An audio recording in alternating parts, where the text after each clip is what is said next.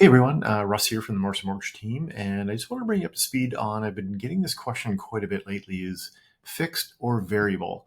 And there's got to be a strategy. It can't just all be about rate, but rates are very important, of course.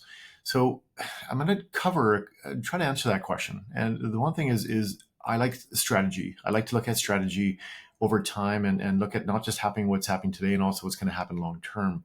So these 3-year bond yields, 3-year fixed rates, or a variable, or really the big trend right now in today's market. The 4 and 5-year fixed rates, they're too long. You don't want to take them because the rates are going to come down, and then you're going to want a lower rate, and then you're going to have this big penalty. The 1 and 2-year fixed rates, they're sitting roughly about where the variable is, and we know that prime rate's going to come down.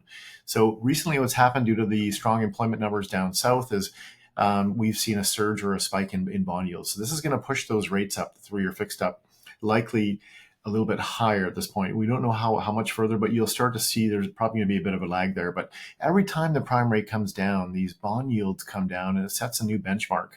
So we know these bond yields are going to be like a roller coaster. Okay, so the fixed rates are going to be up and down. We know that, as per the Bank of Canada website, is the market participants, the monetary policy is expected to go down 1.5 to 2% by end of next year. That's supported also not just by the Bank of Canada, but also from others as well. You can see the implied rate path is another 5, 6, 7 rate drops over the next year or so. So what do we do? And what I've been doing with my clients is showing them fixed and variable side by side. And with that being said, is we've got a 3-year fixed here, see it's around 4.54. We've got a variable here at about prime less 0.7. Now, if we compare these over 3 years and it's a $500,000 mortgage, we're going to lose out here, of course, $17,000, and that's going to be the difference between 4.54 and 5.75. So that being said, is if we factor in those prime rate decreases, then what it looks like is it's a game changer.